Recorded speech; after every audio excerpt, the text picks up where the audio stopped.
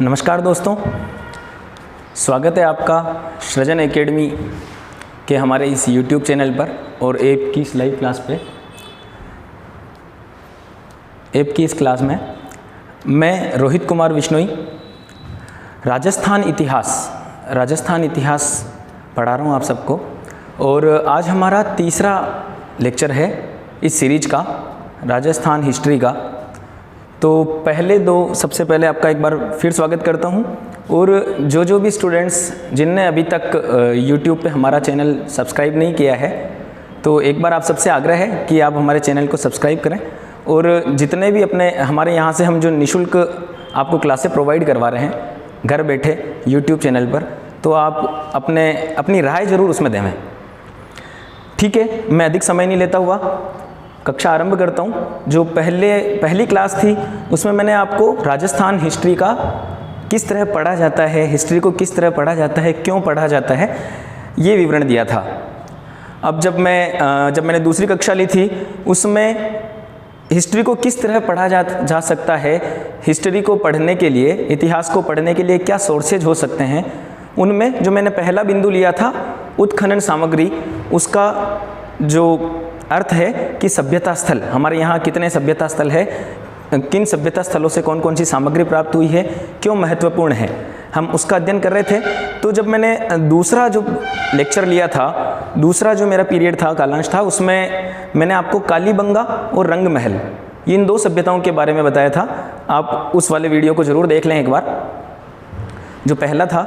और सभ्यताओं को याद करने के लिए मैंने एक बहुत अच्छा डिवीज़न आपको सीधा बताया था एक बार, कि जितनी राजस्थान की सभ्यताएं हैं, राजस्थान की सभ्यताओं को पढ़ने के लिए पहली सीरीज एकदम से ले सकते हैं अपन हनुमानगढ़। चूँकि हमें ध्यान है कि पहली कालीबंगा और दूसरी रंगमहल, ये दो मैंने आपको पढ़ा ली है, इन दो का अध्ययन मैंने आपको करवा दिया है। तो ये दो जो सभ्यताएं हैं हनुमानगढ़ जिले से और से संबंधित है, अर्थात उत्तरी राजस्थान से संबंधित, सीधा मानो। दूसरी ऐसा मानते हैं कि सीकर, झुंझुनू, शेखावटी वाली मान लें। देखिए, ये कोई ऑथेंटिक क्लासिफिकेशन नहीं है, ये विषय को समझने के लिए सरल करने के लिए एक प्रयोग है कि हम इनको किस तरह आसानी से याद कर सकते हैं, जो महत्वपूर्ण सभ्यताएं उनको। तो मैंने पहला एकदम से क्लासिफिकेशन करके किया कि हनुमानगढ़ की, चूंकि हमें कालीबंगा याद रहता है, तो कालीबंगा और रंगमहल दो सभ्यताएं हैं जो राजस्थान की है, हनुमानगढ़ रीजन में आती है। दूसरी सीकर झुंझुनू मतलब शेखावटी रीजन की मानो तो गणेश्वर, जिसे हम आज पढ़ेंगे। और दूसरी सुनारी की सभ्यता, सुनारी जो झुंझुनू में है। ऐसे ही मैंने उसका तीसरा जो क्लासिफिकेशन में जो तीसरा पॉइंट था, उसमें उदयपुर मेवाड़ समझ लीजिए, उदयपुर या मेवाड़ रीजन। तो इसमें उदयपुर की आहड़ हम सबको अच्छे से पता है, उदयपुर की आहड़ हम सबको अच्छे से पता है। और उसके आगे जो बिंदु है बालाथल की सभ्यता, ये भी उदयपुर की है। मेवाड़ में इंपॉर्टेंट में एक गिलूंड की सभ्यता आती है, गिलूंड।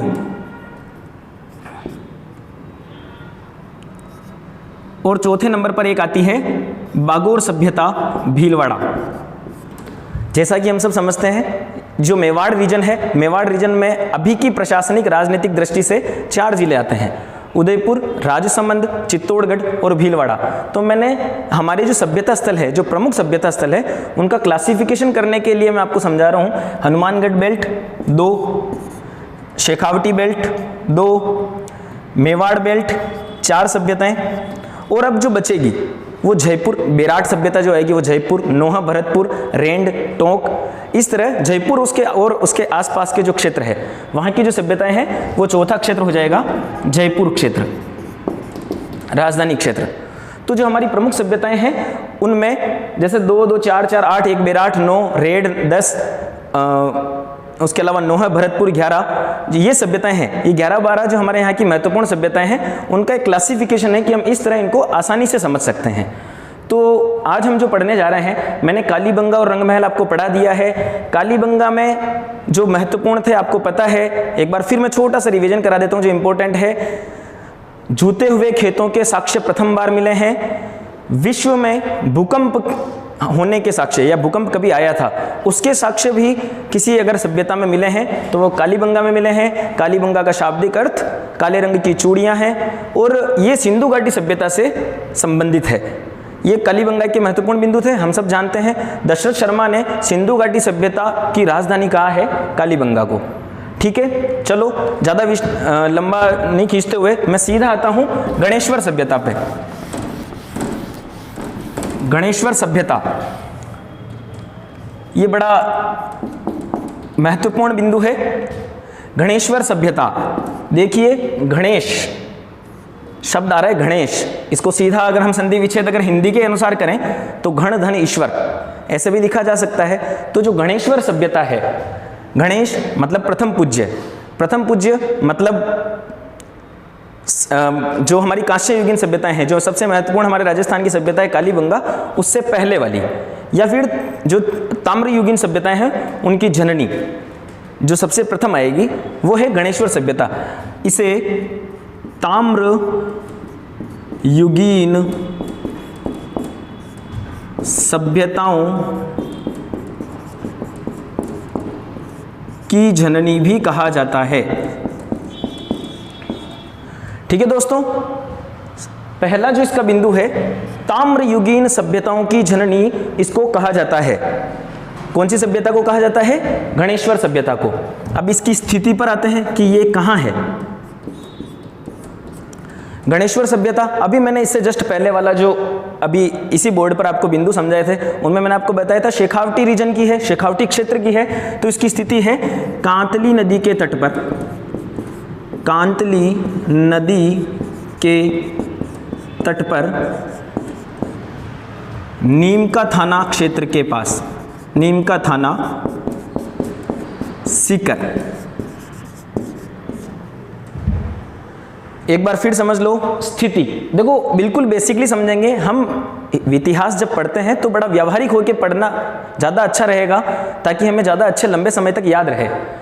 गणेश्वर सभ्यता का पहला बिंदु है, इसका उपनाम एक तरह से ताम्र युगीन सभ्यताओं की जननी। स्थिति मतलब वो कहाँ है, किस जगह अवस्थित है, उसकी अवस्थिति कहाँ है। तो कांतली नदी जो है, नदी का नाम है कांतली नदी, खंडेला की पहाड़ियों से निकलती है। हम नदियाँ जब पढ़ेंगे तब उनमें भी आएगी। कांतली नदी के तट पर नीमका थाना क्षेत्र है सीकर जिले में। नीमका थाना क्षेत्र हम सब जानते हैं सीकर जिले में आता है। और जो ट्रेन का रूट है वो एक तरह से जो जयपुर से पहले फुलेरा जंक्शन है, फुलेरा जंक्शन से अगर दिल्ली जाना हो तो नीमका थाना बीच में एक स्टेशन आता है, तो उसके आसपास ही है गणेश्वर सभ्यता, अवशेष मिले हैं और उसे कहा जाता है ताम्र युगीन सभ्यताओं की जननी। ठीक है दोस्तों, स्थिति आ गई समझ में। इसका टाइम पीरियड क्या माना गया है? देखो मैंने एक बात कही है कि ये कांस्य युगीन सभ्यताओं से पहले की सभ्यता है। कांस्य युगीन सभ्यताएं मतलब अपनी कालीबंगा, सिंधु घाटी सभ्यता, उनके लिए हम टाइम पीरियड मानते हैं लगभग 2350 टू 1750, 2350 ईस्वी से 1750 ईस्वी तक। तो ये उससे पहले की है। तो इसका समय जो है लगभग 2800 वर्ष पूर्व। ठीक है दोस्तों, इसका जो समय सीमा है, और समय हमने कैसे मापा है, मैंने पहले वाले लेक्चर में बताया था कि हम समय को कैसे मापते हैं, carbon dating method NC14 method से। तो कार्बन डेटिंग मेथड से इसकी जो समय माना गया है, जो आयु मानी गई है, वो बिफोर क्राइस्ट 2800 ईसा पूर्व, ईसा पूर्व 2800 ईसा पूर्व में गणेश्वर सभ्यता का उद्भव हुआ था, ऐसा कहा जाता है। अब आते हैं इसकी खोज पे। खोजकर्ता कौन है? खोजकर्ता, देखिए खोजकर्ता में दो नाम आते हैं। सबसे पहले खोज की थी 1977 में RC अग्रवाल, रतन चंद्र जी अग्रवाल।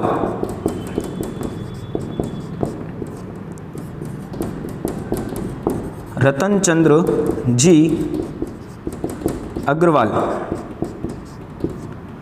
और इसके बाद उत्खनन कार्य शुरू किया था 1978-79 में विजय कुमार जी द्वारा।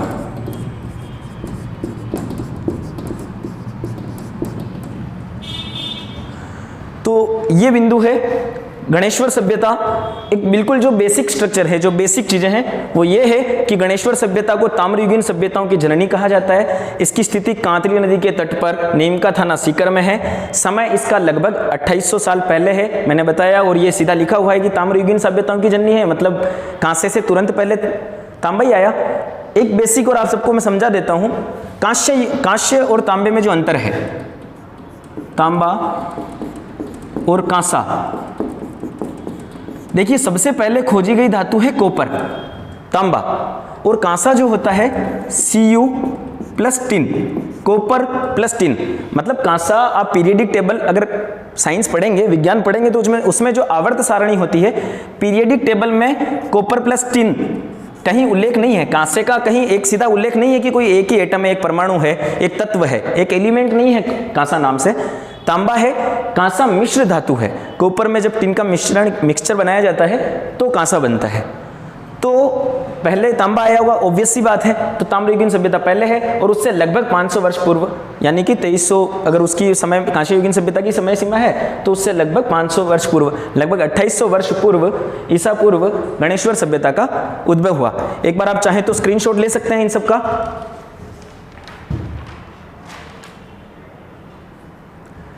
ठीक है दोस्तों, यहां से हम इसके आगे वाले बिंदुओं पर चर्चा करते हैं। गणेश्वर सभ्यता जो है, गणेश्वर सभ्यता में अधिकतम तांबे के हथियार, औजार, घरों में जो काम आने वाली सामग्रियां जितनी भी मिली है, उनमें 99% तांबे की सामग्री प्राप्त हुई है। आ रहा है समझ में? ताम्रयुगीन सभ्यताओं की जननी है तो सीधा है कि 99% तांबे की सामग्रियां प्राप्त हुई है। लगभग 2000 ताम्र उपकरण प्राप्त हुए हैं। लगभग 2000 ताम्र उपकरण प्राप्त हुए हैं। ताम्रकालीन सभ्यताओं में सबसे प्राचीन सभ्यता है ये। सिंपली है, ये जो पॉइंट बिंदु है ये मैंने हर बारी, जैसा मैं पहले बात से बताता हूँ, तो सीधा है। चौथा बिंदु जो है, यहाँ से कुल्हाड़े, देखो जो भी चीज़ें मिल रही है, जब हमने बताया है कि 99% तांबे से बनी हुई है, तो कुल्हाड़े, हथियार और मछली पकड़ने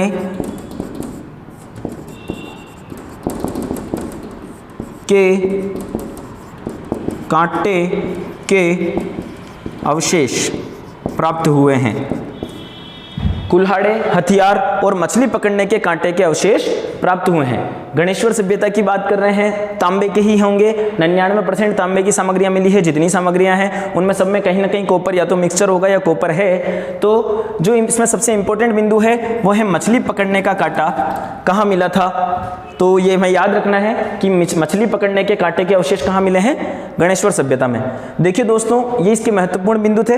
दो बिंदु और जो इसके बहुत महत्वपूर्ण आते हैं, उनमें सबसे पहला, उनमें जो पहला है हड़प्पा, ऐसा लिखा गया है, ऐसे अवशेष भी मिले हैं कि जो हड़प्पा मोहनजोदड़ो की सभ्यता है, या हड़प्पा मोहनजोदड़ो जो बड़े नगर थे उस समय कांस्य युगीन सभ्यता में, वहां पर तांबे को जो वो आयात करते थे वो किस स्थान से करते थे, गणेश्वर से। यानी कि आयात मतलब खरीदना होता है, आप सब समझते हैं। तो हड़प्पा मोहनजोदड़ो नगर के जो व्यापारी थे वो तांबा कहां से खरीदते थे, गणेश्वर सभ्यता से। तो ये लिख सकते हैं कि हड़प्पा तथा मोहनजोदड़ो नगरों को, हड़प्पा तथा मोहनजोदड़ो नगरों को तांबा निर्यात। ठीक है दोस्तों। और जो दूसरा बिंदु है, और जो दूसरा बिंदु है हम सबके लिए बड़ा बेसिक सा बिंदु है, हमें जानना जरूरी हो। जब भी हम, आप एक चीज समझिए कि इतिहास या आर्ट एंड कल्चर ऐसी चीज़ें पढ़ेंगे तो राजस्थान के विषय में हमें उसका भूगोल थोड़ी सी भूगोल की जानकारी होना भी जरूरी होती है, थोड़ी सी पॉलिटी साइंस की भी होना जरूरी होती है, ताकि हम प्रशासनिक दृष्टि से वहाँ अभी कैसा स्ट्रक्चर है, कहाँ क्या फैक्ट्रियाँ लगी है, वो सब पढ़ेंगे। वो सब पढ़ते हैं तो कहीं ना कहीं उनमें आपस में कनेक्शन होता है। तो जो अगला बिंदु है और इसका अंतिम बिंदु है गणेश्वर सभ्यता का, उसके अंतर्गत गणेश्वर सभ्यता है सीकर में, और हम कह रहे हैं ताम्रयुगीन सभ्यताओं की जननी है। एक साधारण सा एक बिंदु है Hindustan copper limited HCL, Bharat सरकार की हिंदुस्तान कॉपर लिमिटेड का खनन क्षेत्र और स्मेल्टिंग मतलब प्योरिफिकेशन करना, स्मेल्टिंग जोन कहाँ है? खेतड़ी झुंझुनू में। ठीक है दोस्तों, अभी जैसे हिंदुस्तान जिंक लिमिटेड की माइंस हैं भीलवाड़ा के गुलाबपुरा में, आगूचा में, गुलाबपुरा हुड़ा रीजन में आगूचा जो गांव है, आगूचा माइंस है। दरीबा राजसमंद में है और उनका स्मेल्टर चंदेरिया में है, छोटा मिनी स्मेल्टर एक दरीबा में भी है। हिंदुस्तान जिंक लिमिटेड जैसे कंपनी है, वैसे जिंक मतलब जस्ता है, वैसे ही हिंदुस्तान कॉपर लिमिटेड मतलब तांबे का जो अभी भी उत्खनन भी होता है और परिष्करण भी होता है, जहां स्मेल्टिंग भी होती है और माइनिंग भी होती है। हिंदुस्तान कॉपर लिमिटेड का कारखाना या हिंदुस्तान कॉपर लिमिटेड की जो फैक्ट्री है, जो बड़ा सा प्लांट है, वो कहाँ है? खेतड़ी झुंझुनू में। तो एक सिंपल सी बात याद रखने की है, अभी भी भारत सरकार का एक उपक्रम हिंदुस्तान कॉपर लिमिटेड राजस्थान के झुंझुनू जिले के खेतड़ी नामक स्थान पर है, और गणेश्वर सभ्यता उसी के पास में, झुंझुनू का पड़ोसी जिला है सीकर जिला, तो उसी के पास में गणेश्वर नामक सभ्यता कांतली नदी के किनारे है। तो ये कहां से लेते थे? सीधा ध्यान पड़ रही है कि जो माइनिंग एरिया है वहां पर कॉपर होता है, तो गणेश्वर सभ्यता को ताम्रयुगीन सभ्यताओं की जननी कहा जाता है। तो एक सीधा हमारे दिमाग में बैठ जाना चाहिए कि शेखावटी रीजन में ही हिंदुस्तान कॉपर लिमिटेड का कारखाना है और ताम्रयुगीन सभ्यताओं की जननी गणेश्वर सभ्यता को कहा जाता है, वो भी कहां है? सीकर में। ठीक है दोस्तों, एक बिंदु और है, गणेश्वर सभ्यता हो गई कंप्लीट। मैं आपको शेखावटी रीजन की जो दूसरी थी सुनारी सभ्यता, उसके लिए पहले बता देता हूं, फिर मैं एक अंतिम बिंदु पे बात करूंगा। सुनारी सभ्यता, सुनारी सभ्यता कहां है? पहले इसकी स्थिति पर बात करते हैं। मैंने आपको बताया शेखावटी रीजन की ही बात कर रहा हूं मैं, कि शेखावटी रीजन में, शेखावटी क्षेत्र में दो मुख्य सभ्यताएं हैं। पहली अपन ने पढ़ी है अभी गणेश्वर सभ्यता, दूसरी सभ्यता है सुनारी सभ्यता। सुनारी सभ्यता उसी कांतली नदी के तट पर है, और जिला कौन सा है? कांतली नदी के तट पर है, और जिला कौन सा है? सुनारी का झुंझुनू। ठीक है दोस्तों, सुनारी सभ्यता जो मिली है, सुनारी नामक स्थान पर जो अवशेष मिले हैं पुरातात्विक विभाग को, वो कांतली नदी के तट पर है, जिला झुंझुनू में है। शेखावटी रीजन की दो सभ्यता स्थल है, पहला है गणेश्वर सभ्यता सीकर जिला, दूसरा है सुनारी सभ्यता झुंझुनू जिला। कोई परेशानी नहीं है। सुनारी सभ्यता के अंदर 2-3 बिंदु है। सुनारी सभ्यता ताम्रयुगीन सभ्यताओं के बाद की सभ्यता है, लगभग लोहा युगीन सभ्यता के लगभग इसको माना जाता है। तो यहां पर लोहा गलाने की भट्टी मिली है, यहां से लोहा गलाने की भट्टी प्राप्त हुई है। ठीक है दोस्तों, सुनारी सभ्यता से क्या हुआ है, क्या मिला है? लोहा गलाने की भट्टी मिली है। एक और इसका बिंदु है, चावल को भोजन के रूप में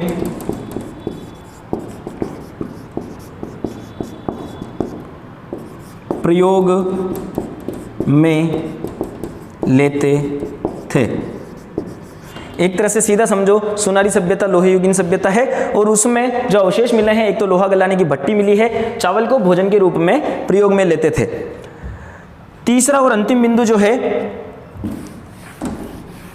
सुनारी सभ्यता का, जो अंतिम बिंदु है, उसमें ऐसा कहा जाता है, उसके अंतर्गत ऐसा लगा है कि जो रथ है उनको खींचने के लिए घोड़ों का प्रयोग किया जाता था। घोड़ों का प्रयोग होता था। रथों को, ऐसे अवशेष भी वहाँ से प्राप्त हुए हैं। रथों को खींचने के लिए घोड़ों का प्रयोग होता था। ठीक है बंधुओं, ये दो सभ्यताएं शेखावटी रीजन की अभी हमने डिस्कस की है। पहली गणेश्वर, दूसरी सोनारी। एक बार फिर सोनारी के लिए बता देता हूं। पहला बिंदु कांतली नदी पर, जिला इसका झुंझुनू आ गया है। ठीक है, और बाकी जो लोहे गलाने की, जो चूंकि लोहा युगीन सभ्यता है ये, तो लोहा गलाने की भट्टी के अवशेष मिले हैं। चावल को ये मुख्य भोजन के रूप में काम में लेते होंगे, ऐसे अवशेष प्राप्त हुए हैं। और रथों को खींचने के लिए घोड़े का प्रयोग होता था, ये सोनारी सभ्यता में है। अब इस शेखावटी रीजन की जो ये दोनों सभ्यताएं थी, इनके लिए एक जो 3 टर्में आती है जहां हम अधिकतर कंफ्यूज हो जाते हैं, जहां थोड़े से परेशान हो जाते हैं कि कौन सा सही है। मैं आपको एक बार छोटा सा एक बिंदु समझा देता हूं। ताम्रयुगीन सभ्यताओं की जननी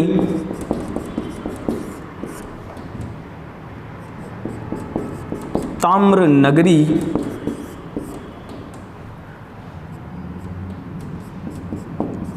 तांबा जिला,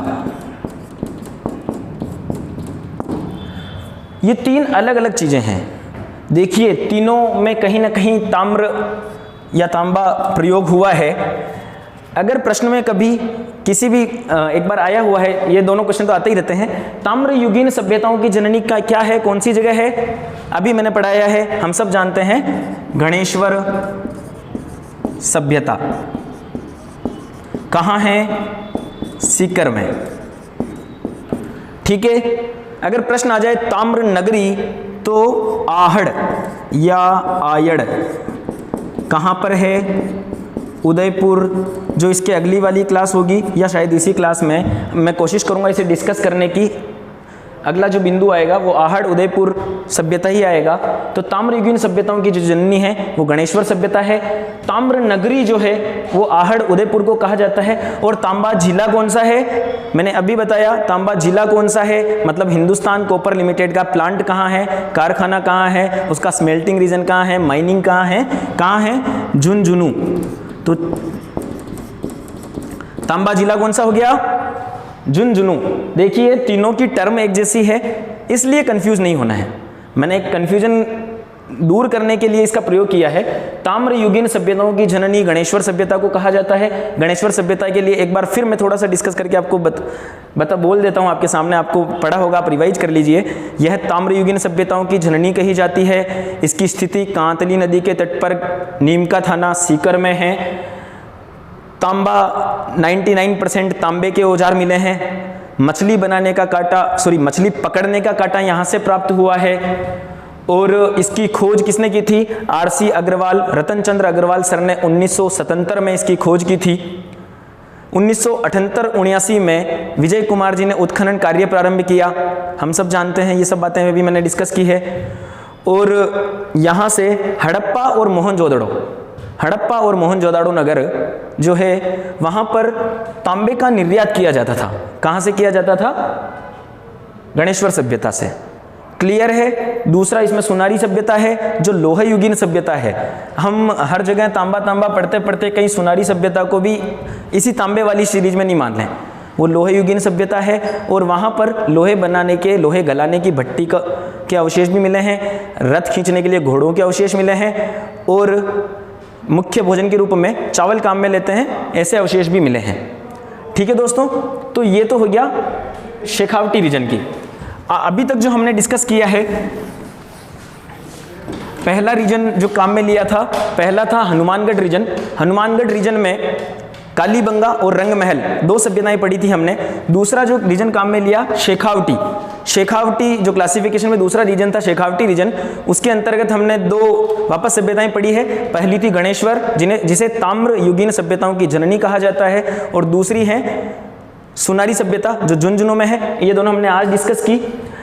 एक सामान्य चीज जो मैं आपको बताना चाहता हूं, और एक सामान्य चीज है कि ये जितने भी हमने कल जैसे टाइम स्केल पे पीरियड पढ़ना सीखा कि कितना पुराना है, कौन सी सभ्यता कितनी पुरानी है, कार्बन डेटिंग मेथड सीखा, ये सब जो सर्वेक्षण है वो करवाता कौन है?